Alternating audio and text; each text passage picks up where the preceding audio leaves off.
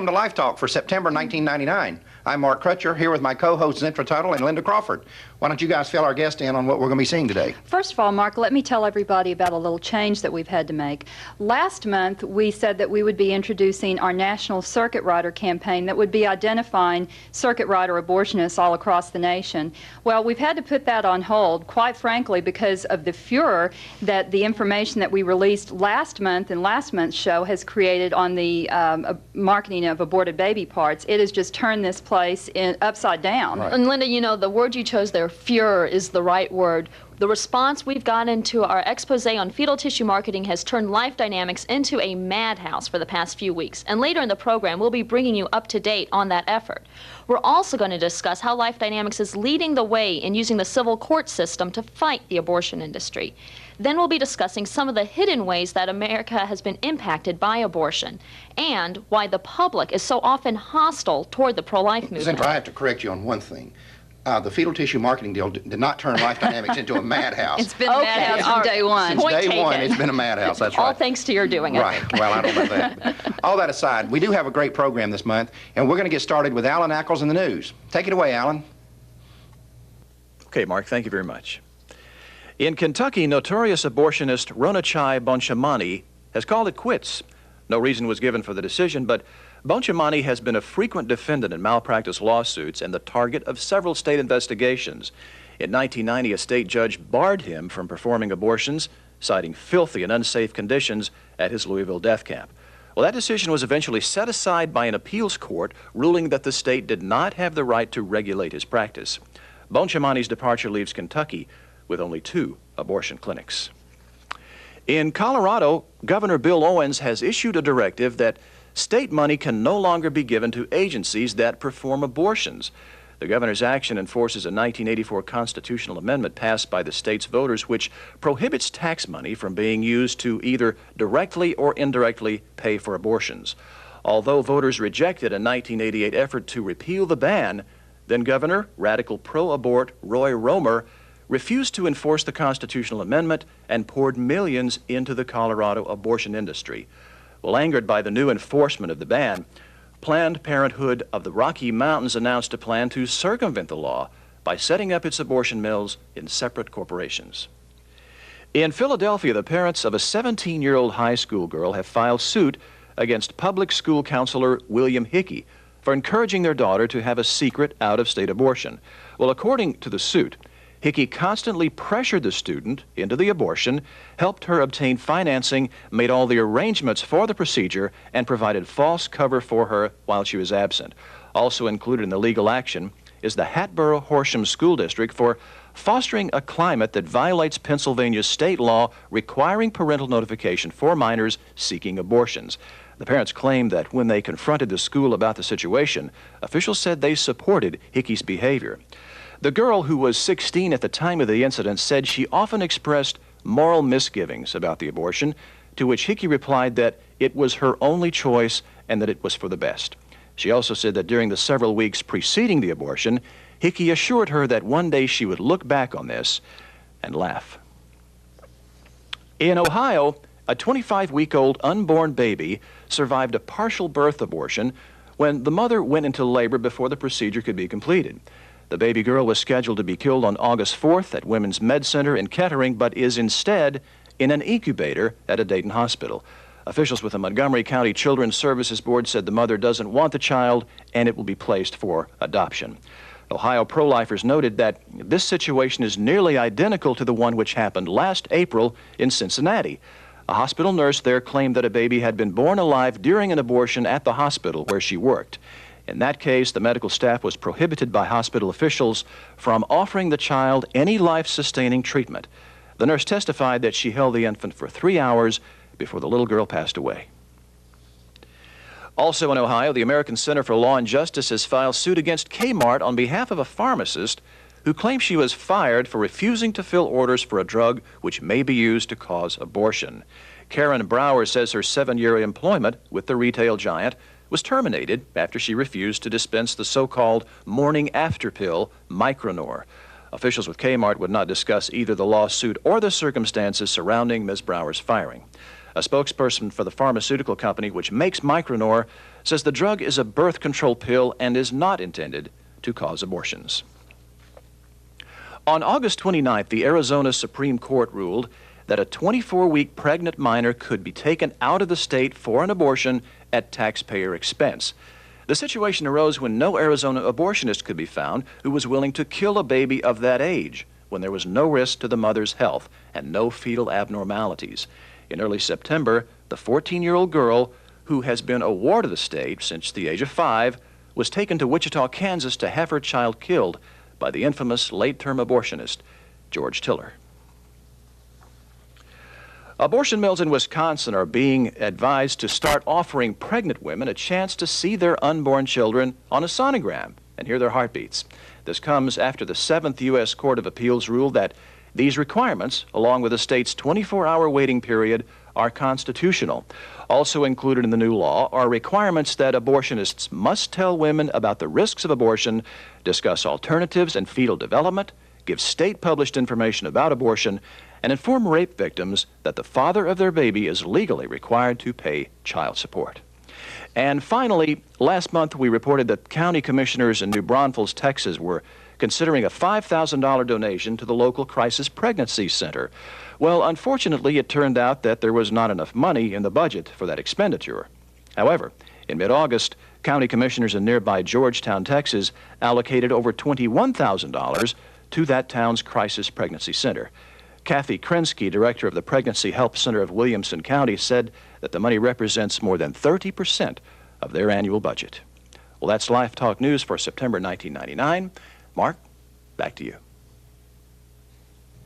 Thanks a lot, Alan. That was a great job. Well, there's lots of interesting news this month, just like there always is. Yeah. Well, one thing that I wanted to bring up that was not mentioned in the news is this story. Did you know, Mark and Zentra, that abortion can actually be credited for the drop in crime in the 90s? Oh, yes. Oh, that's right. absolutely. You kill off the right kids and good things happen. Exactly. Well, two social scientists. Well, wait a minute, though. This assumes that you ignore the fact that abortion is a crime in itself. Exactly. Right. Yeah. So we ignore that. Well, these two social scientists, one from Stanford University and the other from the University of Chicago, have published research which claims that much of the decline in violent crime we are enjoying in the 1990s can be credited to the legalization of abortion. That's amazing, isn't And it? of course, Bill Clinton was right there taking credit for the decline in crime with the Brady Law. And Oh, right. Right. It's just incredible. And an interesting thing that I think with that study is it's not just general abortion or whatever, but it's minorities and their high Particular abortion groups. rate Right. is the reason that they think crime Right. has decreased. So, you know, And it points out what we've always said about the racist element of, Exactly. of the pro-abortion agenda. It's astonishing. right. Now, that's one of those researchers was out of Chicago. There's been another interesting deal coming out of Chicago lately. A couple months ago, we reported on what they were calling genetic terminations in a Calgary hospital in Canada, where they were delivering babies with fetal anomalies and then just letting them die.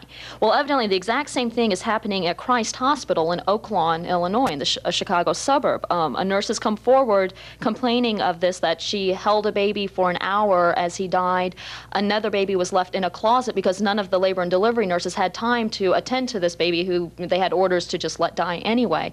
And You know what's amazing about that is in the places where that's happening and people are coming forward and saying, yes, we see that, the police aren't getting involved, but that is a murder. That is somebody coming forward that is saying, technically murder. I In witnessed fact, a cold-blooded murder. The one in Chicago is still in process of being reviewed by the hospital, and they're working to see if there's something they can do legally about it. The pro-lifers are working on that. But in Canada, the police did investigate after the nurses came forward, and the police say they found no evidence of criminal activity at the hospital. It was the Foothills Hospital in Calgary. But they also admitted that they did not interview nurses or doctors from the hospital. It's astonishing. They're the ones who are Yeah. bringing the complaints and making the allegations. Right. Well, the police and the legal community don't seem to care about babies actually being allowed to die in hospitals. However, they do care about couples in Denver having prayer meetings, apparently. Here is a couple that in Denver, they filed a federal lawsuit to challenge a city order barring them from having more than one prayer meeting a month In their house. in their house because of the excess cars that were parked along the street. I mean, this is just incredible. You can tell them they maybe can't park the cars in front of the street or something, but to tell them they can't have the prayer meeting. It is amazing. And we had an interesting call this month from a woman involving frozen embryos. Yes, that was very interesting. We personally received a call from a woman who basically, she is pro-life, and she had, in order to conceive her own children, they had frozen, they did in vitro fertilization. Unbeknownst to her, her doctor had also created an additional 13 embryos that she did not find out about until recently. She thought their family was complete at 4 children, and now she has these 13 children out there that And she feels obligated, she needs to do something as a And she didn't know what pro-lifer, to and do, she doesn't know what to do. Right, what do you do? But I think this is a good example of what happens when man tries to play God. Exactly. You Yes. get these situations like this that there is no answer to. Right. What do you do with this situation? That, you know, that woman told me, and I think you talked to her as well. She said, I don't want 17 children, which is what Right. I'll have if I take all these frozen embryos, but I know that they're human life. Right. And of course, I didn't want to criticize this woman too much, but I'm thinking, if you know they're human life, what are you doing freezing them? Right. You know, that's another issue That's that we an can go issue down. pro-lifers really need to be wary of. Right, and women do get cheated a lot on that sort of information. They don't get, they don't think about that, and the doctor doesn't tell them about that. Well, and another area that women are getting cheated is their babies. I mean, they're going in and they are paying for abortions in these death camps, in these mills, and the abortionists now, as we've all found out last month, are selling the parts of their aborted babies. Why aren't these women Getting the money. sharing They should get in the profits, Right. not the abortionists or these wholesaling companies. The Right. women ought to. Of course, I'm Right. being facetious, Yeah. but I mean, Yeah, it is a fun, you do wonder about where's that. the women's rights groups now? Right, yeah, these women are getting cheated out of Yeah. this $2,000 that their dead baby's being sold for. Yeah. You know, Something tells me that it the is National amazing. Abortion Federation and the National Organization for Women don't want to be anywhere near that issue. Well, you ask where the women's rights groups are now, and where they are is busy trying to make new recruits out of my generation, the Generation Xers. They are complaining that women today do not appreciate the great gift they have of legal abortion, and how the could you, only Zenka? reason the only reason that young women today aren't just signing up in the pro-choice camp across the board is because we're too stupid, basically, Right. to Right. understand, what we would have been missing out on if we didn't have legal abortion. It couldn't possibly be that we actually have morals and we just don't think that there's anything empowering or feminist about killing our babies. Killing your own baby. Couldn't be that. Yeah, Yeah. and You know something that's interesting here now, we've got this, and we've talked about the Waco situation, and now we've got the government coming forward saying, oh yeah, well maybe we kind of fudged a little bit down there, and we lied a little bit. Killed a few people. Killed a few Yeah. people, but let's all let bygones be bygones and move forward. The interesting thing here is now how many of the lefties in Congress and defenders of the Clinton-Reno team are out here saying that the worst thing about this is that it gives credibility to all the people who were saying something went wrong in Waco. And I'm thinking, can you believe this? I mean, the federal government goes down here and butchers 80 people in cold blood, then lies about it and covers it up for 6.5 years. When it comes, and a lot of people like us are saying, hey, you need to look at this Something's again. wrong Something's here. wrong here. And they come out and say, oh, the worst thing about this is now these crazies were shown to be right all along. what are we going to Not do? that we're showing that our government was corrupt There's and a evil. very good analogy to abortion here, because every time some new technology comes out that shows better that an unborn child is really a living human being, have you ever noticed the pro-aborts just go ballistic saying, oh my God, this is awful. It's going to make all the crazies who say that abortion's murder look Yes. like they're right. They aren't commenting on the correctness of the research that we've found because of all of the new Right. technology. Just how outrageous it is and how Right. it might keep somebody from killing their baby. It is amazing. Well, when we come back, we're going to be talking about civil litigation and how Life Dynamics is playing a leading role in trying to fight the abortion industry with it. It's a fact. The most frequently read part of any newspaper is the editorial page. It's also a fact that Life Dynamics can provide you with more than 400 pro-life letters to the editor that you can copy, combine, and customize to literally dominate the abortion debate in your local newspaper. Remember, more revolutions have been won with printing presses than with guns. And this book is guaranteed to give you the firepower you need to duke it out with the most aggressive abortion defenders in your area and win. To get your copy of Letters to the Editor, send just $10 to the address on the screen. For MasterCard and Visa customers, you may call toll-free 1-800-401-6494. Call today. Once again, that toll-free number is 1-800-401-6494. You know, something we need to talk about here is the importance of civil litigation. You know, most people don't think about the fact that the abortion industry got abortion on demand in this country not through either the political process or through their ability to influence public opinion. They were losing badly in both those arenas. They were frustrated in that area. Right. So what they did is they chose to go into the court system. It was the federal court system that made abortion legal through obviously through the Supreme Court. And one of the things that's always bothered me about the Christian right and about the pro-life movement in particular is we seem to have abandoned the civil court system. We don't use it as much as the other side does. Have you noticed, anytime we go out and do something, we go into the political arena and try to do something, we pass, well, like legislation in Louisiana not long ago, passed legislation banning abortions after 22 weeks. When the abortion industry saw they couldn't fight it in the political arena, they went to the court system. Boom, put it in the courts. That's It's it not seems to being be their enforced. turf. Right. It really isn't. And it really isn't, but they think it is, and we've kind of ceded to them. Yeah, they've made it their own. And you know, that's one of the reasons that you hear all these quotes from them about how much they hate us, because we do use the civil court system. And we have some new ways that we want to talk about. But first, in order for people to understand why the things that we're going to be talking about here in a moment will work, they have to understand the nature of the internal dynamics of an abortion clinic. Linda, why don't you bring people up to date on that? And this is true. Every single case that we see in a mill, this is the hierarchy.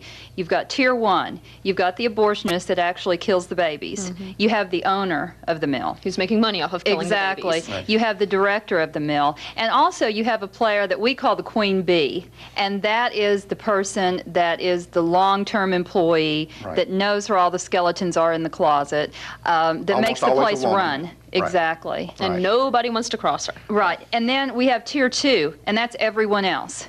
Those are the receptionists. Those are the technicians that assist with the killing of the babies. It is the lab technicians. Sometimes that's also the assistants. They're doing double duty. And it's the counselors. And it's tier 2 where you see the very, very high turnover rate. That's right. And we've dealt with a lot of those tier 2 employees, and we've seen certain patterns emerge that just seem to be universal in what these tier 2 employees' lives are like. They're usually female and very young. They're usually relatively uneducated. We dealt with one woman who, she had been working in a convenience store the week before, got hired at the abortion clinic as a medical assistant. Her first day on the job, the abortionist told her to go and give a woman a Depo-Provera shot. She'd never handled a syringe needle in her life. She had quit school in the 8th grade. That's right, yes. Yeah, she had quit school in the 8th grade. That's the point I wanted to make with that. And she said, well, I don't know how to do this. And he said, well, just go in there and act like you know what you're doing. Yeah. And she's giving Depo-Provera shots the first day on the job. So I mean, these women they don't have a medical background, and they don't have a very high education background. Many of them have not even finished high school. And because of that, they perceive that they have few opportunities. So when these abortionists put them in medical scrubs and pay them a little bit above minimum wage, they think they've got it made. If they're getting more, one of them told us, you know, I'm getting to wear medical scrubs to work, and I'm getting $1 an hour more than I was making at McDonald's. Right. Man, I've hit the big time. Yeah, she's got what's perceived as prestige, and you know, better pay. And they're not true believers. Yeah, no, we've noticed they're not. And that's part of why they have the high turnover, because they don't want to put up with it for very long. The abortion clinic likes it that way. Contrary to what they complain about at their NAF conferences and things like that, the abortion industry wants the high turnover rate, so these girls never catch on among the tier 2s, so that these girls don't catch on to what they're doing, how they're stealing the money, how they're doing the Medicaid fraud, the insurance fraud, the sexual harassment, that they just keep shuffling them out the door so that they never report anything that they experience or see. And they prefer these girls when they're not particularly bright, because then they don't catch on as quickly to what's going on, and they're not as likely to report them. We had the 4 girls from that one abortion mill that we were dealing with, and 3 of the girls were getting along fine. The one girl, the black girl that we were talking to, she was having a real problem at work. She was the one who was going to college, and obviously she obviously was sort of the ringleader of the tier 2 girls. She knew what was going on. But the interesting thing here about tier 2 employees is that they are the key to shutting down the abortion industry. That's right. Yes. You know, we have spent all these years going after the tier 1s, the clinic directors and the owners and the abortionists and so forth. They're not the people who we can use to shut down these clinics. As you know, we have had good success at getting these tier 2 employees to give us information that we then turn around and go after the abortion clinic with. And I want to reiterate here a little bit about what we've done in the past with the abortion malpractice. Of course, we go after the abortionists who kill, injure, or sexually assault women with our medical malpractice claims. And we've talked about the necessity at some point we want to try to create this super fund to help finance these cases, because these cases are extraordinarily expensive to get to trial. And most of these women, none of them that we've ever dealt with have had the money. So No. we want to create this super fund, and as you know, there's some things cooking on that. I think we're going to be able to get the money. We need about $5 million to get this thing started, to get it off the ground. And I think we're going to be able to do that. And it's going to take the abortion malpractice campaign just to a whole new level. It goes to a whole different level. Yeah, and you know, Mark, one of the things that we've seen here at Life Dynamics is that a lot of people that are involved with Life Dynamics, all the pro-lifers out there, think that they don't have any place in litigation on this abortion malpractice, and that just couldn't be further from the truth. Right here is a little card. We call it our 800 card. Right. And it has an 800 number that you hand to a woman going in for an abortion or coming out of an abortion, and they call in case that they have been sexually harassed, in case that they've suffered medical damages, injuries. This is where the AbMal campaign Right. starts. That's the way we get so many of our calls, that and also Right. often from crisis pregnancy centers. The Christy, Christy yeah. Stiles case, the girl who was left in a permanent vegetative state by her abortionist out in Colorado. We got her referred to us by a crisis pregnancy center, or her family referred to us, and helped them to win their case.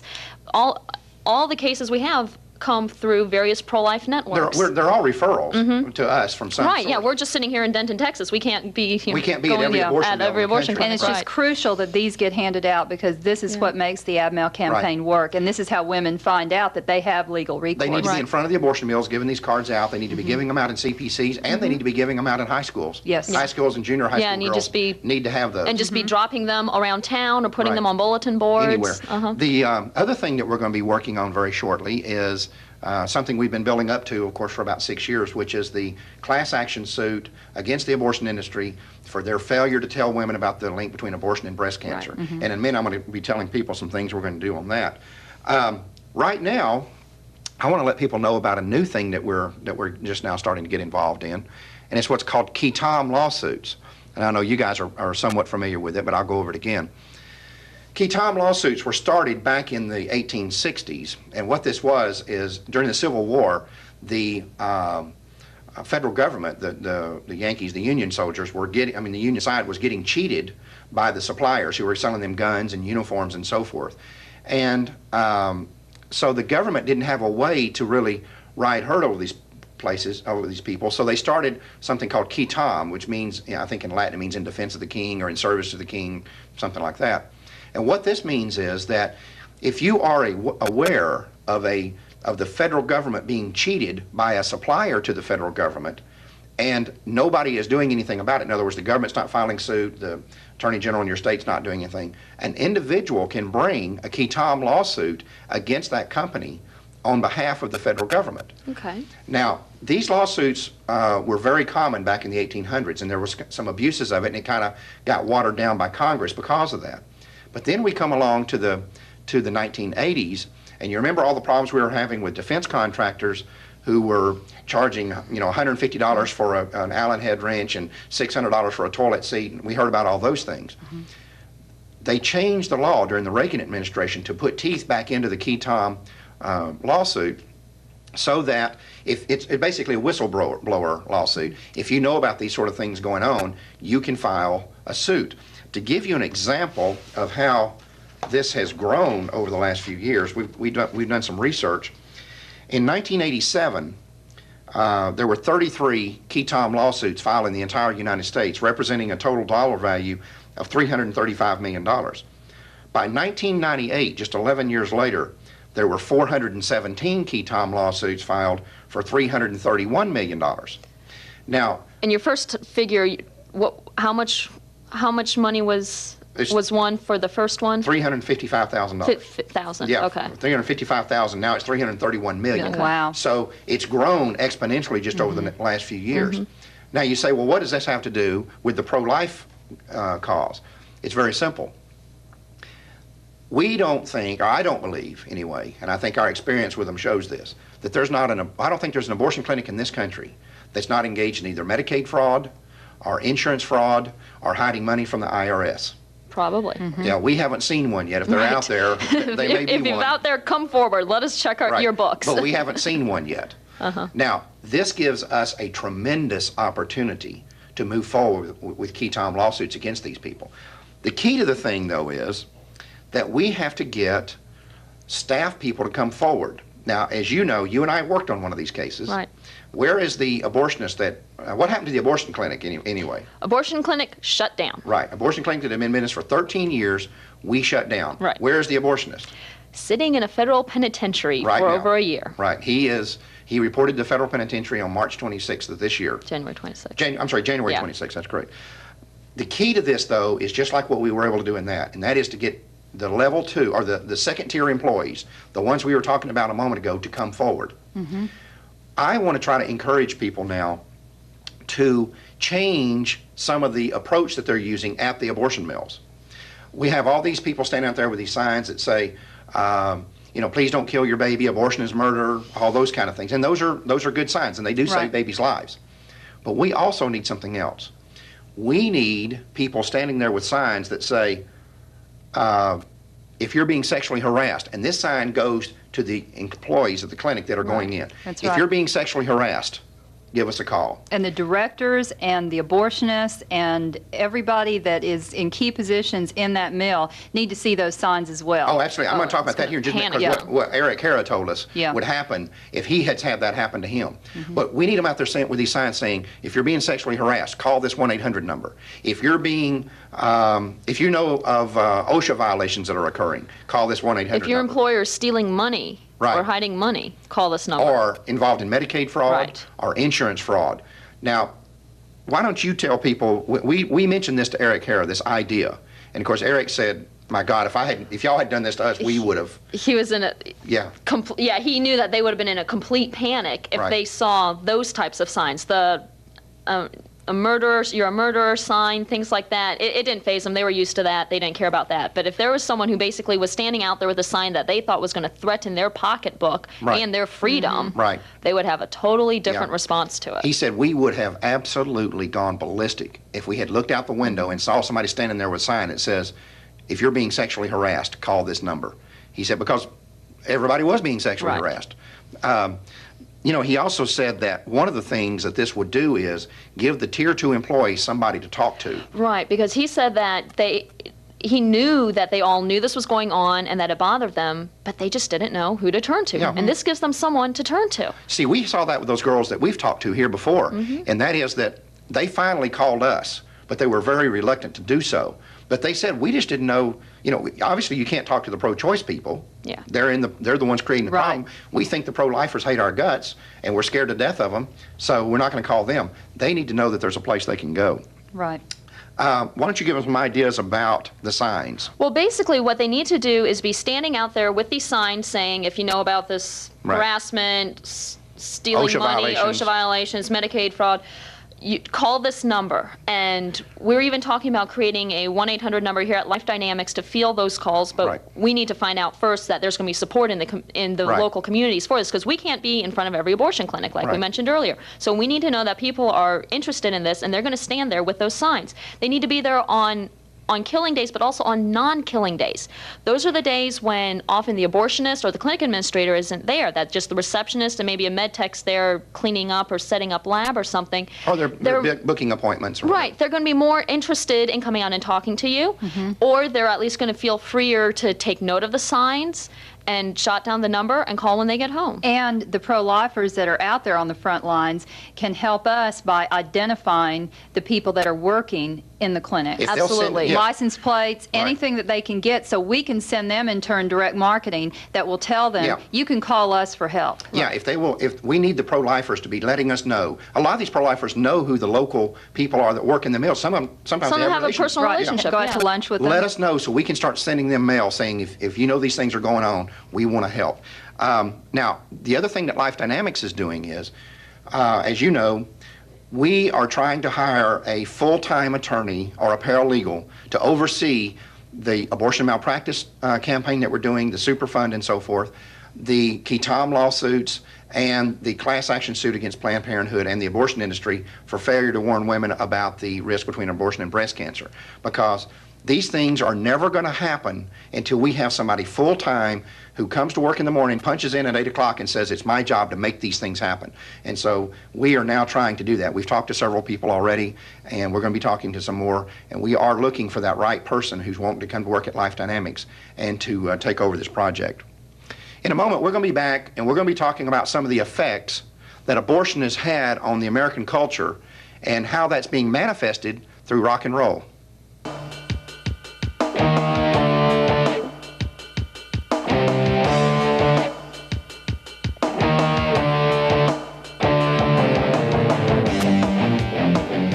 In the last few editions of LifeTalk, we've discussed the fact that the political season is at our throats again. Pretty soon, politicians will be sniffing around looking for your support.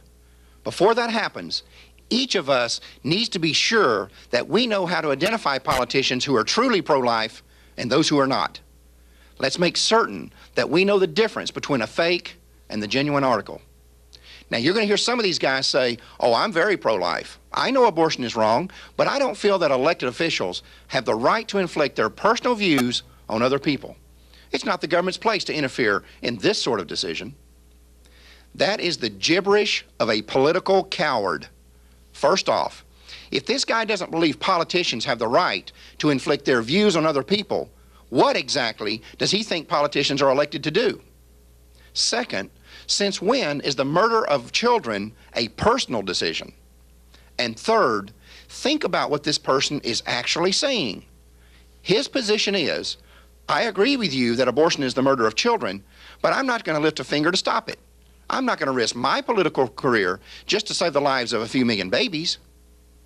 You know, what you need to be asking this guy is, what other murders are you too cowardly to stand up against? Is this the only one? And if it is, why? Is it because the unborn can't vote or pay for $1,000 a plate fundraising dinners?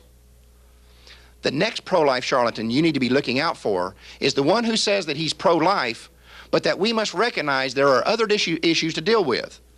These are usually the gated community Republican types who only care about issues which have dollar signs attached to them. They're the ones who will say that we shouldn't be so obsessed with the killing of unborn children that we ignore this country's financial interest.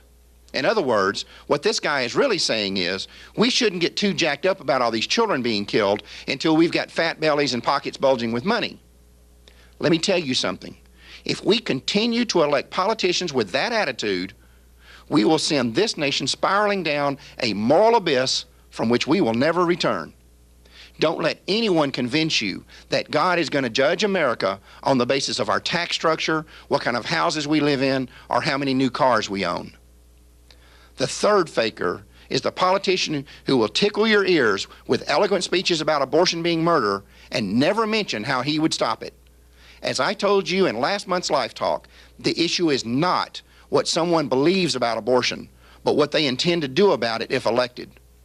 One thing I can assure you, the pro-life movement will never make headway in the political process unless we stop advertisements for products like we just did, so that they shouldn't have any problems getting that aired on their cable access station. It's going to meet all the standards that they need to meet. Right, and we've got the sheet in there. It tells them all the things they can do to help get this message out in their local community. We give them specific suggestions. They could use that sample press release even to write a letter to the editor. Yeah. You could reword that to do that. As you're putting the kit up, Linda, I want to ask you guys a question. I want you to think about something. Okay. We've all been in this situation, and I would argue that even most of the people in the audience have been in this situation if you're pro-life. You start talking to somebody about abortion, and you're not being aggressive or nasty with them or anything. You're just expressing your views on abortion. You didn't even bring it up. You may not have even brought it up, right. And it becomes clear, that you make it clear that you're pro-life. And it doesn't take very long before this person goes ballistic. Oh, yeah. Goes off on you and, well, you people are this, you people are that, and gets really angry. Their I faces hate get you red. people. Right. Right. And it's not just you anymore, it's you people. You represent a whole class of hated people in this society. And the people that pro-lifers. hate.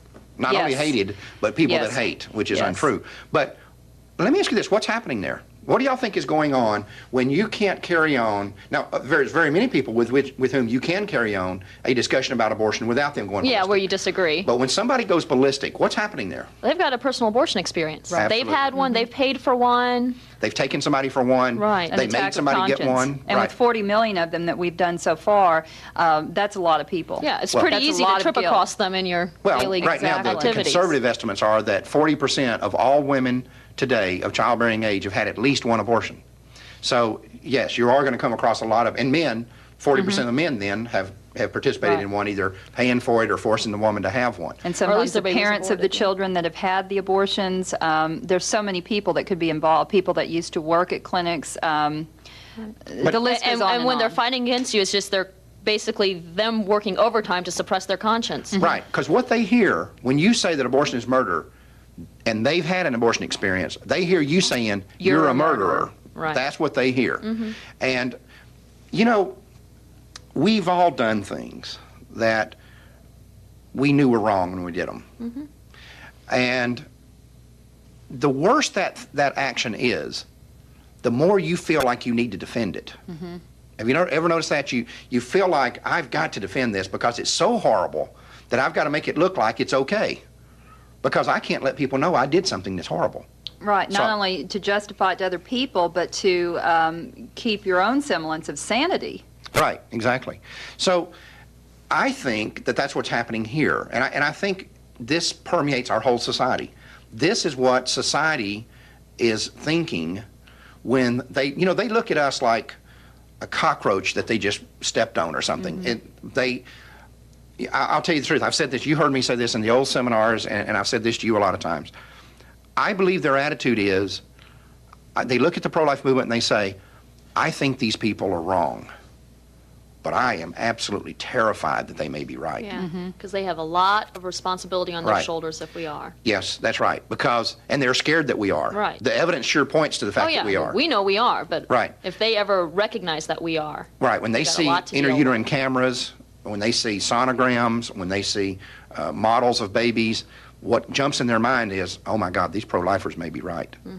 And think about this. Since World War II, the world has consistently said, what, never more. Right. We won't Never sit again. around, never again. We won't let this happen again. And here in America, we've get on our high and mighty high horse and say, oh, well, if I'd have been there, I'd have done something different. I wouldn't have stood by and let Hitler, slaughter all these Jews. I wouldn't have let them, do all the horrible things that they did. I would have taken a stand. But then subconsciously, they say, but wait a minute, we may be doing the same thing, and I'm not taking a Exactly. stand.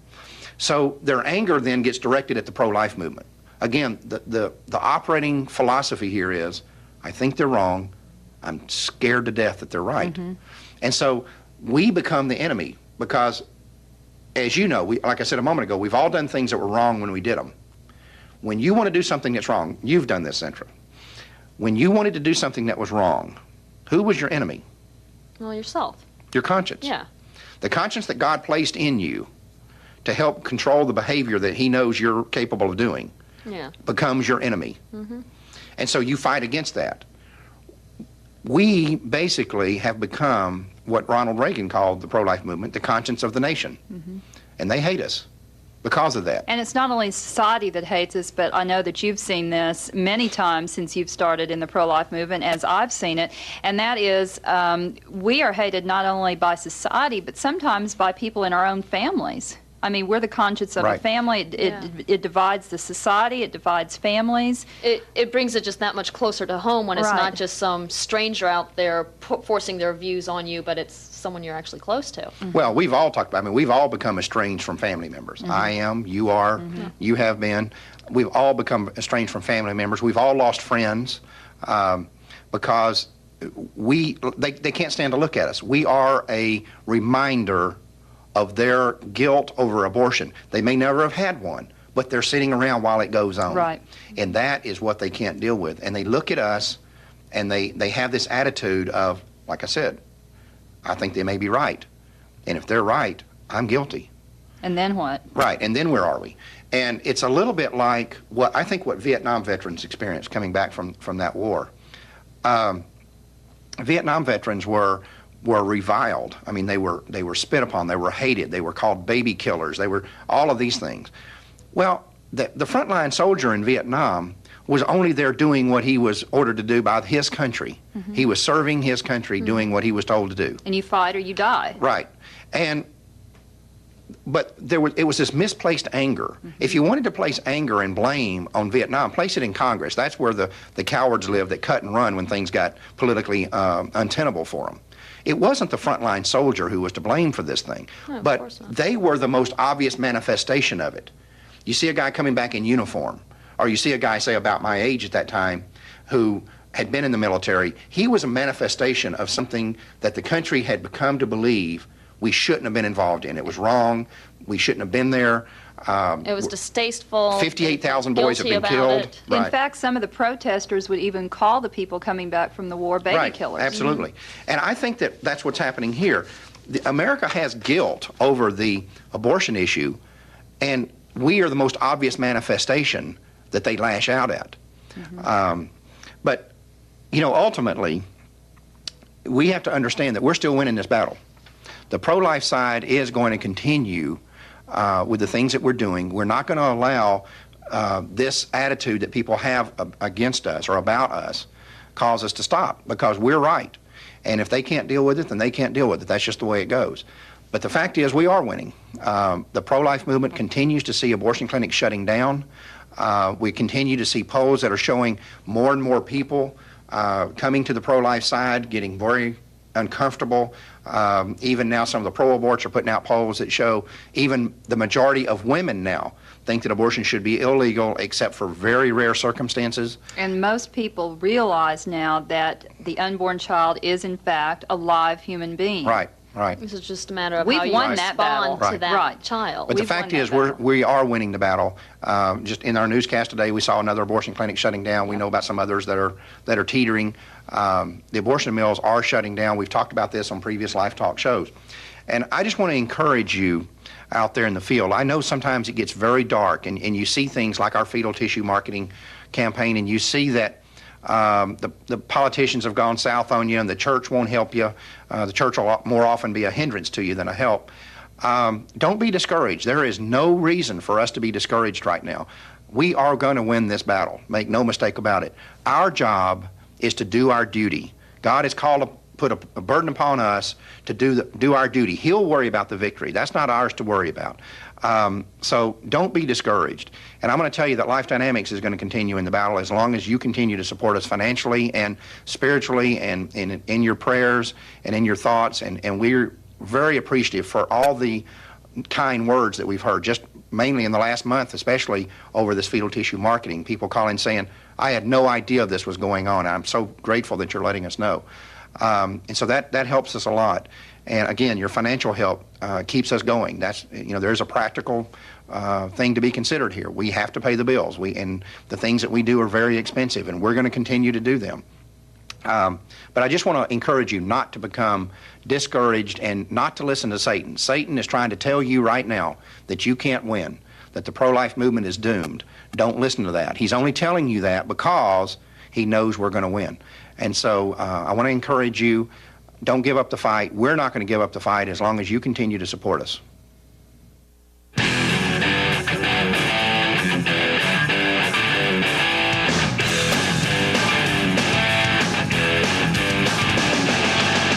Mark Crutcher is the most dangerous anti-abortionist in America. I can't impress upon any of you how seriously you need to take this organization. LDI's emergence has many abortion rights supporters worried. Life Dynamics is the scariest and nastiest anti-choice group around. Life Dynamics has become renowned among abortion rights activists as the new bad kid on the block. I think that we cannot underestimate the determination of Life Dynamics to destroy us. And they have found an exceedingly dangerous tool. What we have found out about Life Dynamics is they're smart. They're smart enough to come up with at least palpable arguments that make some sense. I've got to hand it to Life Dynamics. They are on to something very disturbing, and I don't know what we do about it. Life Dynamics, a Texas-based anti-choice organization, is leading the fight on the new frontier. I am convinced that Life Dynamics is now the most dangerous pro-life group. Life Dynamics tactics constitute a real threat to continued access and are seriously crippling the right of women to choose and access legal and necessary abortion services. I've been with the Feminist Women's Health Centers for many years, and then with National Abortion Federation. Watching Life Dynamics makes me realize that our Achilles heel is being struck. It would be a mistake to underestimate Mark Crutcher and his team. There's something about Life Dynamics that warns you to take them seriously. These people are scary. Well, we're back. Again, the hour flew by. It just seems like it just whizzes It always past. does. Every time we're ragging on the pro-aborts, the time just flies. Right. Well, you guys did another great job, as usual. Thank you. Don't forget to send in your subscription for next month's Life Talk, or you can use this for your donation. And we appreciate all the donations, the big ones, the little ones. We need them all because we are in a vicious battle against people who have tons of money. So don't forget us with your donations. Remember, you get the video in the same case every month. So don't think that when you get this, and it looks just like the one you got last month, that you got a repeat. It's always in the same case. Look inside, it'll tell you what month it is. And also remember, I hear the music, so we're about out of time. But remember, if you can't afford Life Talk, don't let that slow you up. Give us a call. We'll see that you get a complimentary subscription. If you can pay, you need to, but we're not going to see anybody denied this information just simply because they don't have the financial resources.